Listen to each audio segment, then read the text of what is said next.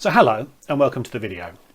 A few months back I made a couple of videos about the British Airways Executive Club, and in those videos I referred to a tier point run.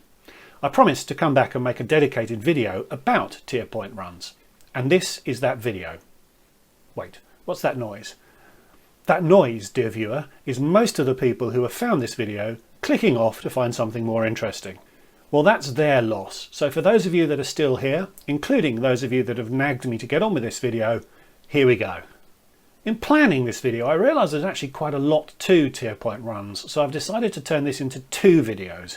This video, the first part, will explain what a tier point run is and will show you how to find them. The second will cover how to plan and optimise them and also how to book them. So stick around. Hi, I'm Matt. Over the last 25 years, I've travelled a lot. I've lived in 5 countries on 4 continents. I've flown over 1.3 million miles. I've visited over 100 countries, every American state, but I'm nowhere near done.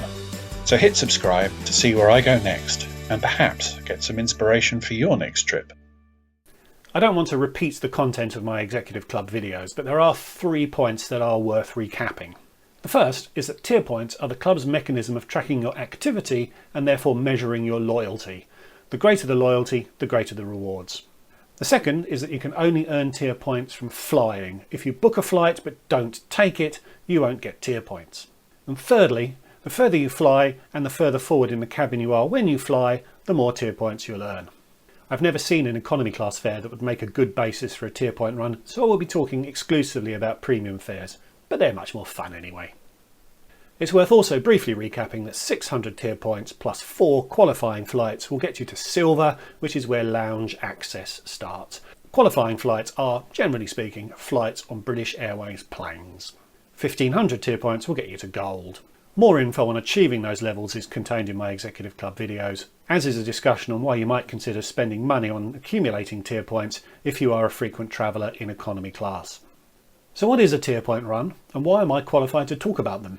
The simplest definition would be a trip booked where the accumulation of tier points was a factor in the booking. I've done 5 trips now that meet that definition, although I think there are actually 3 sub-classifications within tier point runs. The first is a true tier point run, where the objective is to accumulate as many tier points as possible for the lowest possible cost. On that kind of trip, your destination is actually pretty irrelevant because the objective is to get there and back as quickly and cheaply as possible. That might involve as little as 1 night in your turnaround city, or perhaps even a night on the airport floor. I've done one of these from Jersey to Portland, Oregon. This earned me 680 tier points and cost me about £1,000. That's about £1.50 per tier point, which was expensive, but it worked for me at the time. £1 per tier point is excellent, although they are pretty rare these days. £1.25 per tier point is good, and £1.50 is tolerable. Strictly, I should include the cost of the hotel I stayed in Portland into the total cost, which would increase the cost per tier point slightly, but you get the idea. If you're choosing between 2 trips and one requires more hotel nights, that sort of thinking might help you pick the best option. The second type of trip is a tier point holiday. This is a trip where you go somewhere that you actually want to go, but you maximise the tier points in getting there. I've done one of these, Bucharest in Romania to Phoenix, Arizona. It earned me 880 tier points and cost about £1,200, which was a point cost of £1.36. As it was a holiday, I'm not too bothered about adding the cost of the hotels into those calculations. Finally, there are tier point optimisations. These are trips where you might already be going somewhere, but you take the opportunity to create a routing that maximises your tier point haul.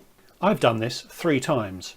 London to Chicago for 400 tier points, and London to New York for 470 tier points, which included a transatlantic flight in first class. As someone else was paying for these trips, the cost per tier point is sort of irrelevant, although in both cases the flight that I actually ended up taking was considerably cheaper than a direct business class flight would have cost. My third trip was on Qatar Airways from Oslo to Bangkok. This was 560 tier points and cost about £1,100. Again, not a great cost per tier point, but I was going that way anyway, and by travelling in business I earned perhaps 500 more tier points than I would have done by flying directly in economy for a fare that was only a couple of £100 more expensive. That 560 tier points is pretty much all you need to get to Silver, but don't forget you'll also need 4 flights on BA Metal to hit that qualifying criteria. You earn tier points on any one world partner, so in theory any of those airlines could provide an opportunity for a tier point run. But American Airlines is the only member of the alliance with a domestic network large enough to yield high tier point routings, which you'll need to tag on to transatlantic flights to make a tier point run work. So almost all tier point runs will involve a transatlantic crossing to the United States. Any Star Alliance partner has the opportunity to create a tier point optimised itinerary like the one I took with Qatar, although it is rare for a tier point run to crop up outside of North America. One that does spring to mind was a fare on Sri Lankan Airways from Abu Dhabi to Jakarta via Colombo. This earned 560 tier points but cost little more than £600. That was an excellent fare and quite a few people did multiple trips to rack up their tier points. That fare took advantage of the fact that Abu Dhabi to Colombo is 2,049 miles and Colombo to Jakarta is 2,071 miles, highlighting the significance of the 2,000 mile rule. Throughout the club, a flight of 2,000 miles or more generally earns 140 tier points, whereas a flight shorter than that earns only 40 tier points, which is a bit arbitrary and a bit silly, but that's the rule. So Abu Dhabi to Jakarta via Colombo earns 280 tier points, while Muscat to Singapore via Colombo earns only 80 tier points, a 14% shorter routing that earns 71% fewer tier points. There is a further step where flights of over 6,000 miles earn 160 tier points, but these are few and far between and they generally won't feature in tier point runs. There is a second step in the tier point tables to be aware of. BA offers 80 tier points on a short haul plus route rather than the usual 40. There's no hard and fast rule as to what makes up a short haul plus route, and there are some quirks. Algiers is the closest short haul plus route, earning 80 tier points, but it's actually closer to London than Malaga, Dubrovnik, Gibraltar and even Palermo, which earn only 40 tier points. So while we're in Europe, a flashback. A flight of 2,000 miles or more generally earns 140 tier points. I said generally, and here is an exception. BA classifies Larnaca and Paphos as short-haul plus routes, earning 80 tier points, despite being more than 2,000 miles from London, which means they should earn 140. BA recently, and controversially, reclassified Cairo and Amman as short-haul plus routes, earning only 80 tier points, despite them being considerably more than 2,000 miles from London. They simultaneously downgraded the equipment they use to service these routes, so be aware.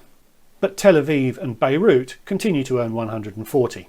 As a final curiosity, if you fly to Amman on BA, you'll earn 80 tier points, but if you fly on Royal Jordanian, you'll earn 140. I could also talk about how Iberia's domestic business class routes only yield 20 tier points, but it's probably time to move on. The best tier point runs will start from a short haul plus location. So as almost all tier point runs involve the United States, let's see the impact of the 2,000 mile rule on US flights. From JFK, you can see that flights to the West Coast, plus Phoenix and Vegas, would all qualify for 140 tier points. Salt Lake City is just under 2,000 miles. From somewhere in the middle of America, like Chicago, nowhere in the continental US is more than 2,000 miles away. So you'll never see an efficient tier point run that transits Chicago, Dallas or Denver, although you may of course find a tier point run that ends in one of those cities. So that's enough for now about the definitions of tier runs and the mechanics of how they stack up. I'll cover fare rules in more detail in my second video, but for now a fare usually involves 2 transfers in Europe and 2 in the United States in addition to the transatlantic leg. Using my Phoenix trip as an example, as it started from a short haul plus location, it earned 80, plus 40, plus 140, plus 140, plus 40 tier points each way, which was 880 in total. So how do you find them? Well, there are really 2 ways. The first is to crib off what others have found. Flyer Talk is an online community dedicated to frequent flyers, and the British Airways Executive Club sub-forum is one of the site's most active. There's a thread dedicated to tier point runs, which is probably the best source on the internet. Online forums can sometimes be unpleasant places, but Flyer Talk is a very friendly place, and there are a number of users on there, including me, who are all too happy to help out newcomers, so don't be scared. This forum, and threads from previous years, are also an excellent resource to see the sorts of fares that come up and to see how the optimization process can pan out. The second way is harder, but it's a lot more fun, and that is to find one yourself. The best way to do this is through Google Flights. Time for a change of camera angle. Google Flights is brilliant. Select your starting point, the class of travel you're interested in, then just click on the map. This will show all destinations available. It's really, really powerful. We're interested in one world fairs, so add that filter. There are some interesting options for finding the cheapest fare for a weekend or longer, but we're interested in specific dates. Fares suitable for tier point runs often have lengthy advanced booking periods, often 6 months, so you will need to probably pick a future date. Outbound on a Thursday and back on a Tuesday usually works best. As a quick rule of thumb, the best fares are usually offered when business travel is at its lightest, so in July and August, around the US Thanksgiving holiday and also at Christmas. When picking your own dates, include a Saturday night, as that is often a requirement for the best fares. And then you go fishing. Another top tip is to set a filter on the maximum price shown. Limiting to £1,500 allows the good fares to pop off the screen. Bucharest, Sofia and Athens are often good starting points from short haul plus cities, but you can pretty quickly cycle through all the options. When preparing for this, I noted that Sofia is a good option at the moment. Anything under £1,200 to the west coast is a good candidate, as you should be able to get 800 tier points or more out of a run.